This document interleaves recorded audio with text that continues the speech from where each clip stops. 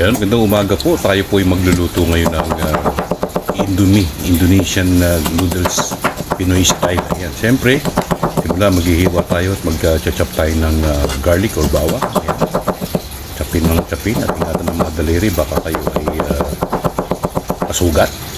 Ayan, susunod natin na hihiwain. Pipinuhin muna natin ng mga bawang. Ayan. Susunod natin hihiwain naman ang mga sibuyas. Chop lang natin ng fine chop ng mga sibuyas nito.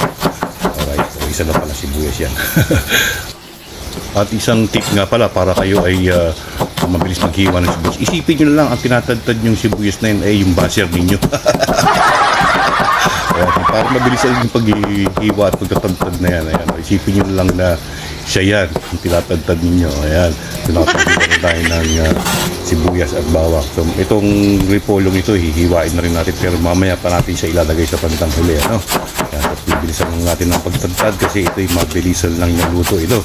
At kumbaga saan ay walang plano ito, biglaan mo lang naisip na magluto ng ganitong recipe, no? Na galing sa Indonesia.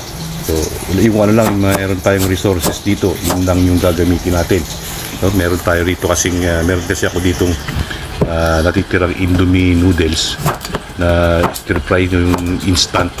So i-improvise natin yung, kasi nag-iisang piraso lang yan. So bumili ako kanina ng pansit at bumili ako ng mga gulay niya para maisahog doon sa ating gagawing Indomie Indonesian noodles na yan. Okay, shoutout po na tayo sa kay Super Mami. Yan, ating YouTube channel ng ating admin. Super Mami, shoutout. Kay Dilatory Vlogs, shoutout din sa inyo. At kay Bayang Gudaw, shoutout din sa iyo. At kay Christine Cator, shoutout. Ayan. Isama na rin natin si Ate Ruby. Shoutout Ate Ruby. Sana matikman itong niluluto kong ito at subukan rin yan sa inyong bahay. Pag walang-wala na, yan, pwede itong ipangdagdag.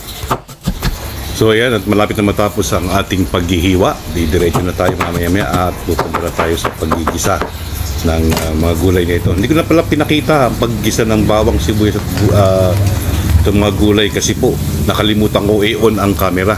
Pag silip kong gano'n, hindi pala naka-on ang camera. Ayan, nilagay ko na po yung toge. Dinagdag ko po yung toge para sa ating stir fry noodles. Ito, may toge at gisadong toge na yan. So lalagyan ko lang yan maya-maya ng asin at paminta. Mailuto lang natin itong toging ito at mga gulay nito ay okay na yan. Mamaya may gagawa tayo ng bukod na sauce dyan sa ating ginisang gulay na yan. Dinadamihan ko ng paminta at gusto ko nito maanghang. Alam nyo naman ang mga Indonesian noodles, no? At medyo maanghang ang timpla, no? Pero sa asin ni mamaya konti lang ang ilalagay natin kasi mamaya may bukod yang sauce na tayong ilalagay dyan, no? At i-improvise tayo ng sauce dahil nga sa iisa lang na pouch yung natira dito sa ating bahay, yung natira sa ating noodles nito, nag-iisang piraso lang, kaya ito i-improvise ko para dumami. Para yan, lalagyan ko na po ng chicken cube or chicken broth cube, yan, para mag-enhance yung lasa nung ating nilulutong gulay at pinigisa. Ayan. So haluin lang natin, haluin para ma-absorb ng gulay yung ating mga nilagay na aromatics at pabango. At yan na po ang repolyo. Ilalagay natin ang repolyo pero wag natin siyang i-overcook para maging crispy pagka kinagat natin, no, kasama nung ating pansit mamaya-maya. Yan, itutuloy lang natin ang pag-stir fry dito sa mga gulay at sa itong toge, ano, para ma-absorb ng maayos yung lasa ng mga aromatics. Okay, papatayin naman natin yung apoy. Gagawa na po tayo, guys, ng sauce na improvise, no? Isasama natin ang sauce nitong nag-iisang pouch nitong mee goreng noodles nito na instant, ano. So ilalagay ko na po itong nakalagay dyan sa panimpla niya, no? So kanina nilagyan ko nga po pala, guys, ng ng chili oil yung ginisa kong gulay kanina. Hindi ko na naipakita, gawa nga nung hindi ko na nailagay o hindi ko na nai-on yung camera kanina, kaya ayan, hindi ko na po naipakita, pero may chili oil po yung ako nilagay doon kanina para medyo maanghang ang ating stir fry noodles guys, para may konting kagat, no? Para ang datingan Indonesian talaga ang datingan ng ating noodles. So yan, at sinisilip kong maigi yung sauce ng pansit na yan, at ilalagay na rin natin ang flavoring ng Indomie mee goreng na instant stir fry noodles ng mee goreng, no? Indonesian style ito guys. So lagay ko na kanina, kaya napansin nyo guys na hindi ko masyadong nilagyan ng maraming asin, kasi nga dito tayo sa sauce magkakatalo mamaya, gawa ng siyempre aalat ito dahil may flavor na ito no? Ayan, so kompleto na yung kanilang flavoring. Dadagdagan ko na lang yan guys ng ibang mga pampalasa. So ito, dadagdagan ko siya ng oyster sauce. Ayan, mamasitas, baka naman. O ayan, lagyan natin siguro mga 2 to 3 tablespoons ng oyster sauce. Lalagyan natin ng Knorr seasoning. Liquid seasoning, baka naman Knorr.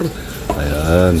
So isusunod natin ang mamasitas barbecue marinade. So nilagyan ko siya ng barbecue marinade kasi para maging smoky flavor ang dating siyempre meron tayong Mother's Best Worcestershire sauce. Ayan, so talagyan natin ng dagdag na paminta, talagyan natin ng ayan ang sinasabi kong chili oil. So dadagdag natin yung ginawa kong chili oil dito sa bahay, at yan po ang ginagamit ko lagi pag ako'y kakain. Yan, lagi kong kapartner yan ng kung ano mang ulam ko. So lalagyan ko siya ng mga tatlong 3 tablespoons ng chili oil na ginawa ko. Homemade po yan. At dito nagdagdag naman ako ng konting soy sauce guys, kasi baka konti lang guys, huwag masyadong marami, baka biglang umalat kasi. Pero tansyado natin yan kasi may niluluto tayong yan, lalagyan natin ng sugar muna para mabalance lahat ng saltiness, lahat ng anghang. So lagyan natin ng 1 or 2 tablespoons ng brown sugar or ng segunda ang lagay nating sugar dito para maging balance lang lahat guys. Yan na, hinahalo, mix lang natin to guys, at para ma-incorporate lahat ng lasa na itong sauce na ginagawa natin. Medyo intensified ang sauce natin guys, at medyo concentrated yan, medyo malakas yan yan. So malakas ang sauce niyan. So ito ilalagay na natin guys ang nag-iisang pouch ng mee goreng. So ayan, at dito dinagdag ko na yung binili kong pancit canton, no, na yung dried na variety ng pancit canton. So yan yung wala pang timpla guys, dinagdag ko na siya dyan, pinakuluan natin guys. So pakukuluan natin hanggang sa maluto ang pancit canton na yan. So yan nagkakahalaga lang siguro ng 30 pesos. So yung parang pagluluto nyo na isaglit lang guys, kasi kumukulo na yung tubig. So yan natin guys, i-wash out natin ng konti ng cold water, ayan, or warm tap water, kasi para hindi ma-overcook ang noodles. So ilalagay na natin, at i-drain muna natin ang noodles para hindi masyadong masabaw yung ating stir fry noodles.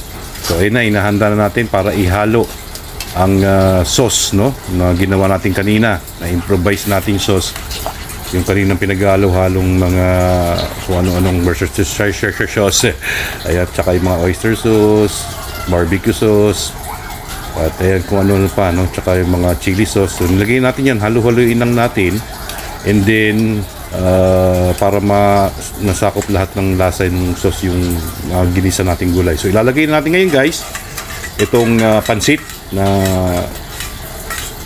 kanton na niluto natin, no, na pinakuluan natin. So ayan, haluin lang natin siya ng haluin maigi para makakuha lahat ng lasa ng sauce na ginawa natin. Ayan, halo lang tayo ng halo. Halo lang ng halo. Ayan, halo lang halo. So yan guys, ito po yung tip. Ang tip na ito guys, kung talagang kayo nagtitipid at walang-wala talaga. So ito, makakatipid kayo dito guys. Hindi nyo na kailangan ng lagyan ng kung ano-anong sahog na karne. Kung wala kayong pambiling manok, kung wala kayong pambiling pork, so pwede na yan guys. At tingnan nyo at subukan nyo ang lasa. Napakasarap po ng lasa niyan guys, at talagang kumakagat ang anghang niyan.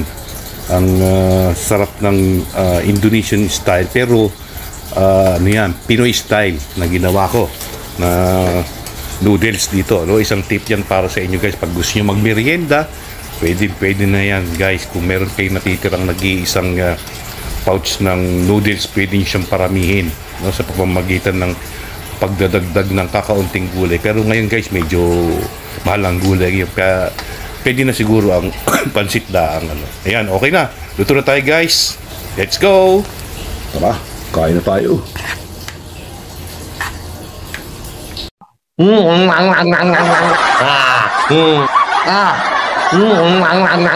Ah.